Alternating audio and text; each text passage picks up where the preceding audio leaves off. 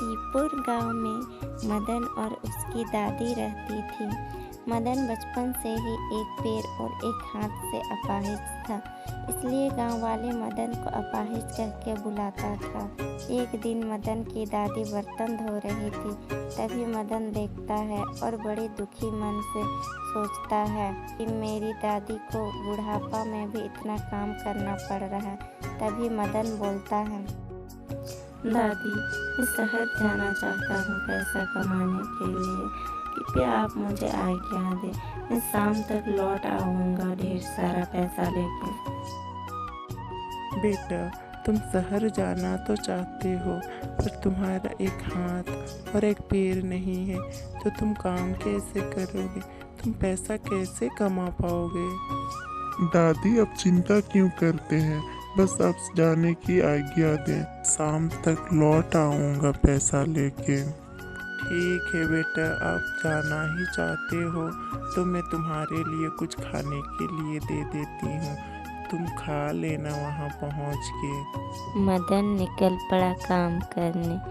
शहर जाने वाला बस में बैठ गया। वह अपनी दादी के लिए कुछ पैसा कमाना चाहता था। उसका शहर आना यह पहली बार था। मदन बस से उतरते ही आसपास के दुकानों में काम मांगने लगा। वह चलते चलते एक राशन की दुकान में पहुंच जाता है। मैं यहाँ काम के तलाश में आया हूँ, क्या मुझे कोई काम मिलेगा? तुम तो किसी काम के लायक ही नहीं हो, तुम्हारा एक हाथ और पैर नहीं है, मेरे पास तुम्हारे लिए कोई काम नहीं है। अब क्या करेंगे? दादी को तो बोल के आए हैं कि हम पैसा कमा के लाएंगे, और यहाँ तो मुझे कोई काम ही नहीं दे रहा। मदन चलते चलते एक सब्जी की दुकान में पहुंच जाता है। वह देखता है कि वहाँ कुछ भीड़ है और वो गहरा सोच में पड़ जाता है। यहाँ पर तो बहुत भीड़ लगी है, मैं ऐसा क्या करूँ कि मैं शाम तक पैसा कमा के अपना दादी के पास जा सकूँ। मदन इतना बोलने के बाद अपना गमछी बिछा के वहीं पर आराम करने के लिए सड़क के किनारे बैठ जाता है। वहाँ से आते जाते लोग की नज़र उस पर पड़ती है। मदन को ऐसे बैठा देखकर उन्हें दया आती है और कुछ सिक्के उसके गमछी पर रख देते हैं। मदन खुद से ही बोलने लगता है, मेरा हालत देख के मुझे कोई काम नहीं देगा। अगर ऐसे ही मैं यहीं पर बैठा रहता हूँ तो शाम तक मेरे पास ढेर सारा पैसा हो जाएगा। मदन सड़क के किनारे बैठकर पैसा कमाने के बारे में सोच रहा था और जोर जोर से पुकारने लगा, माताजी, भैया जी, कुछ दान दे के जाइए, इस गरीब का भला करके जाइए। माताजी, भैया जी, कुछ दान करके जाइए, इस गरीब का भला करके जाइए। मदन की ऐसे आवाज़ सुनकर वहां से गुजरने वाले सभी लोगों ने कुछ सिक्के उसके गमछे में रख कर गए, जिससे मदन के पास ढेर सारे सिक्के जमा हो गए। इसे देखकर मदन बहुत खुश हो गया। मेरे पास तो ढेर सारा पैसा हो गया। अभी तो दोपहर से शाम होने चला, अगर मैं अभी घर के लिए निकलूंगा तो रात हो जाएगी।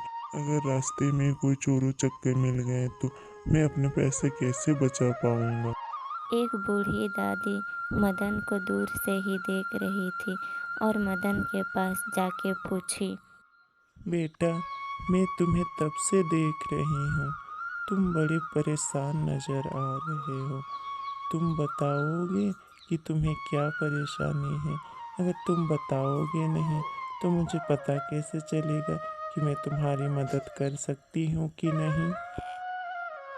दादी जी, मैं अपनी दादी माँ के लिए गांव से शहर पैसा कमाने के लिए आया था, पर अभी तो रात हो जाएगी मेरे घर जाते। मेरे पास पैसे की थैली है, अगर मुझे रास्ते में कोई चोर चक्के मिल गए तो इसलिए मैं सोच रहा था कि मुझे इधर कोई डेरा मिल जाता तो आज की रात में वहीं गुजार कर मैं कल सवेरे अपने घर के लिए निकलता। मैं तो यहाँ किसी को नहीं जानता। तो ये परेशानी है तुम्हारी, तुम्हारी परेशानी समझो दूर हो गई। मैं अपने घर में अकेले रहती हूँ, तुम मेरे साथ मेरे घर में रह सकते हो। वहाँ तुम्हें कोई चोरी का खतरा भी नहीं रहेगा। तुम चलो मेरे साथ और कल सुबह के तुम निकल जाना अपने दादी माँ के पास। अभी चलो। उस बूढ़ी की बात सुनकर मदन को कुछ समझ नहीं आया, पर वो और दूसरा कुछ कर भी नहीं सकता था, इसलिए कुछ ना सोचकर उसके साथ चलने के लिए तैयार हो गया।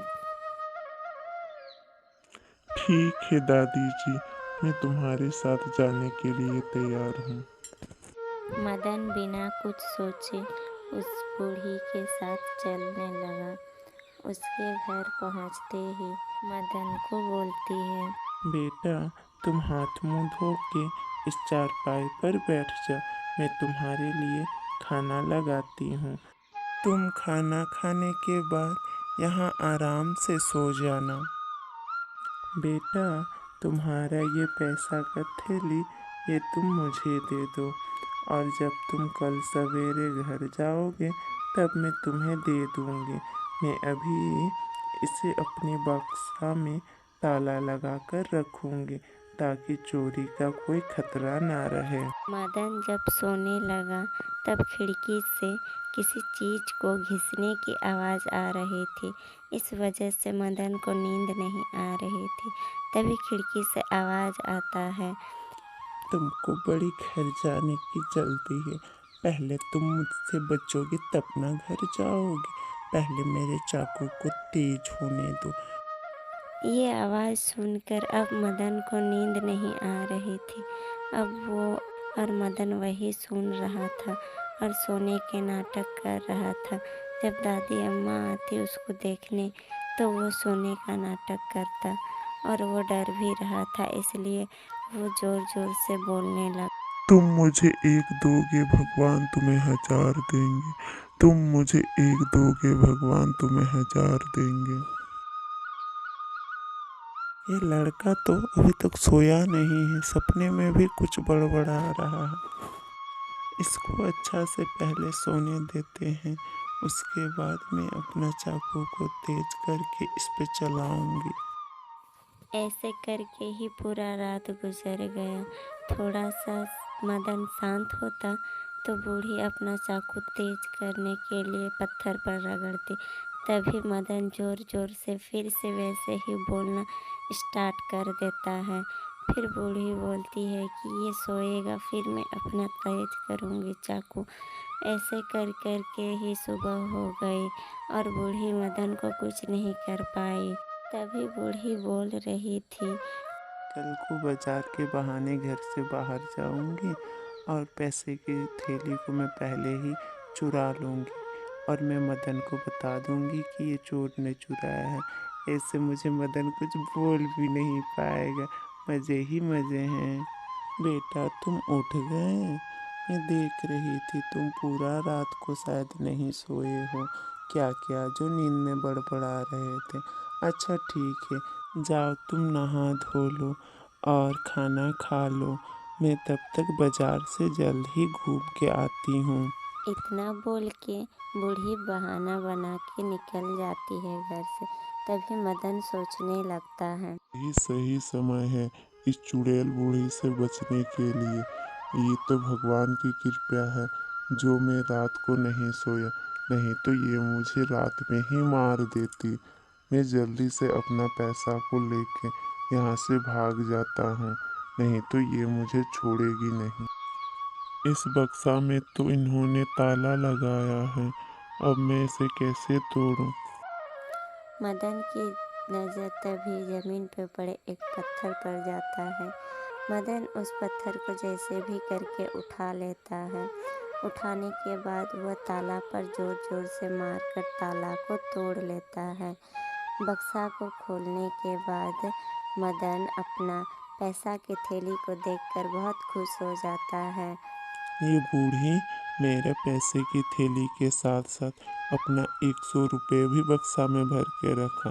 बेचारा, ये पैसा भी कौन मजबूर लाचार बच्चा के पास से छीन के रखा है। रुको, इस बूढ़ी को मैं मज़ा चखाता हूँ। मदन अपना पैसा के थैली के साथ साथ वो 100 रुपये को भी ले लेता है और जल्दी जल्दी घर से निकल जाता है। तभी बूढ़ी दादी आती है। बेटा मदन, मदन, लगता है घर के अंदर तरफ है। मदन बेटा, ये तो अंदर में भी नहीं है, लगता है घर गई। नहीं नहीं, घर कैसे जाएगा? उसके पैसे की थैली तो मेरे पास है, वो बिना पैसों के घर तो नहीं जा सकता। रुको, उसके आने से पहले मैं उसके पैसे को बक्सा से हटा देती हूँ। ये किया, बक्सा तो खुला है और ये पैसा की थैली कहाँ है? और मेरा इसके साथ 100 रुपये थे, वो भी कहाँ है? मुझे लगा था मैंने तो बक्सा में ताला लगाया है, ये ताला को तोड़ने नहीं सकेगा और ये तो ताला को तोड़ के पैसा लेके भाग गया। अरे मैं तो लूट गई, मैं तो बर्बाद हो गई। मैंने कितना सोचा था मैं उस बच्चा का पैसा चुराऊंगा, पर वो तो मेरा भी पैसा लेके भाग गया। उस लालची बूढ़ी को अपने किए का फल मिल चुका था। वो चाहती थी उस बच्चा का पैसा चुराने के लिए, पर अभी तो वो बच्चा ही इसका पैसा लेके भाग गया। जो दूसरों के लिए बुरा सोचता है उसके साथ हमेशा बुरा ही होता है। वह बच्चा अपनी दादी माँ के लिए पैसा कमाने निकला था और भगवान की दया से वो अच्छे से घर पहुँच गया। उसकी बूढ़ी दादी मदन के घर न लौटने पर बड़ी चिंता से द्वार पर ही नजरें टिकाए खड़ी थी। वो जैसे ही मदन को घर आते देखी तो बहुत खुश हो गई। मदन आके अपना दादी को सारा किस्सा सुनाया कि उसके साथ शहर में क्या क्या हुआ। उसके बाद बच्चे ने अपनी दादी को पैसे की थैली दे दी। उसकी दादी ने सब कुछ सुनकर अपने बच्चे के बहादुरी को देखकर उसके आंखों में खुशी के आंसू आ गए। मदन को अपने गले से लगा लिया।